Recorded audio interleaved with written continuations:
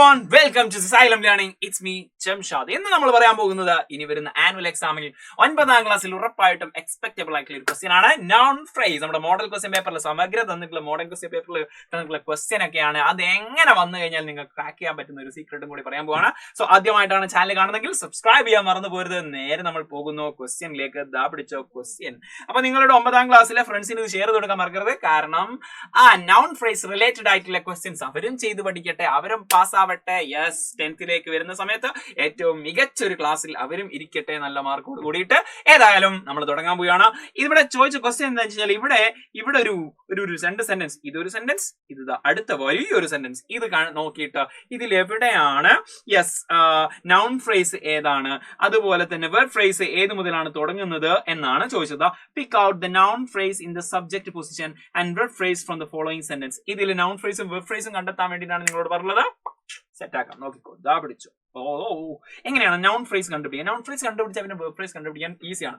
Noun phrase എന്ന് പറഞ്ഞു കഴിഞ്ഞാൽ ഒരു നൗൺ, ഓക്കെ, ആ നൗണുമായിട്ട് ബന്ധപ്പെട്ട മോഡിഫൈയിങ് വേർഡ്സും കൂടിയതാണ് എന്തടാ ഈ ഒരു നൗൺ ഫ്രേസ് എന്ന് പറയുന്നത്. For example, the new red car is my sisters എന്നുള്ള ഈ ഒരു എക്സാമ്പിൾ, ഇത് എന്തിനെ പറ്റിയിട്ടാണ് പറയുന്നത്? നമുക്ക് ഈസി ആയിട്ട് പറയാൻ പറ്റും. ഇത് എന്തിനെ പറ്റിയിട്ടാ?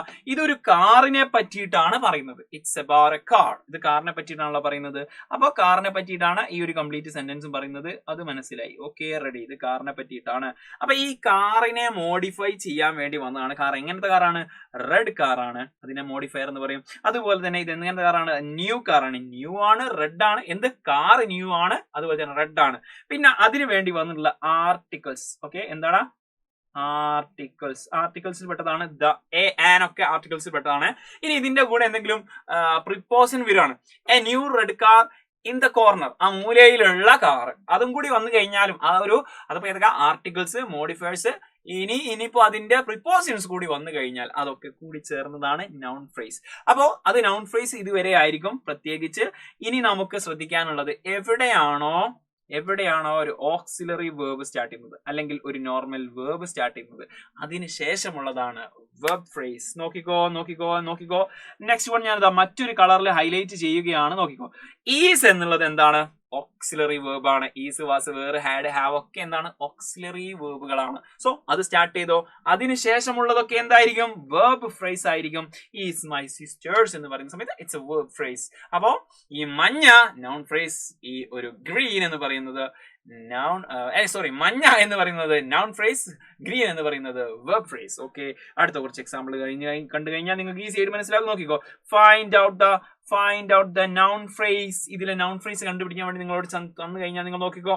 The Brave and courageous Radha fought against lion. Radha നല്ല കറേജസ് ആയിട്ടുള്ള, നല്ല ധൈര്യശാലി ആയിട്ടുള്ള ആ ഒരു രാധ എന്തിനെതിരെ? ലയണിനെതിരെ ഫൈറ്റ് ചെയ്തു എന്നാണ് പറയുന്നത്. ഇതിലെ മെയിൻ വേർഡ് ഏതാ? രാധ എന്നുള്ളതാണ് ഇതിന്റെ മെയിൻ വേർഡ് എന്ന് പറയുന്നത്.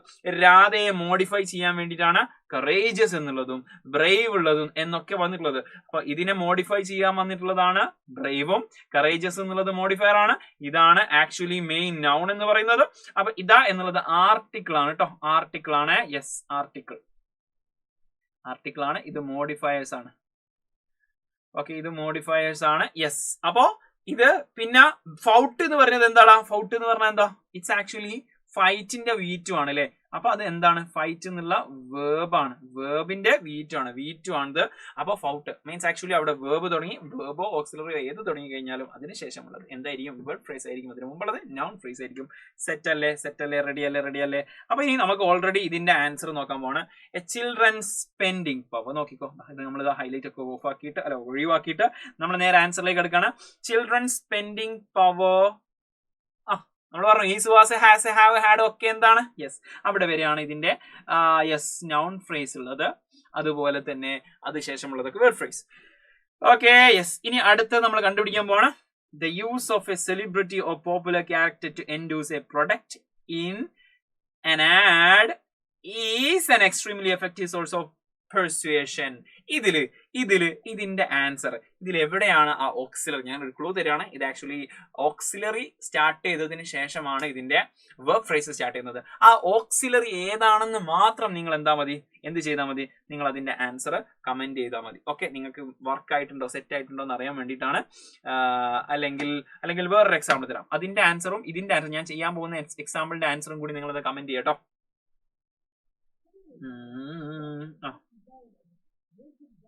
The new and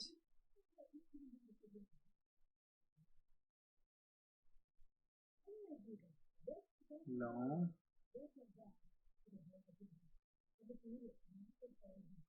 banana taste good. Okay, ഇതിൽ എവിടെയാണ് നൗൺ ഫ്രേസ് ഉള്ളത്? അതും നിങ്ങൾ എന്താക്കാം? The new and long banana taste good. Okay, yes, ഇതിൽ എവിടെയാണ് നൗൺ ഫ്രേസ് എന്നുള്ളതും നേരത്തെ മോഡൽ ക്വസ്റ്റ്യൻ പേപ്പറിലാണ് എവിടെയാണ് നൗൺ ഫ്രേസിൽ ആ ഒരു വെബ് ഫ്രേസ് സ്റ്റാർട്ട് ചെയ്യുന്ന ആ ഒരു ഓക്സിലറി വെർബ് ഏതാന്നുള്ളതും ജസ്റ്റ് കമന്റ് ബോക്സിൽ.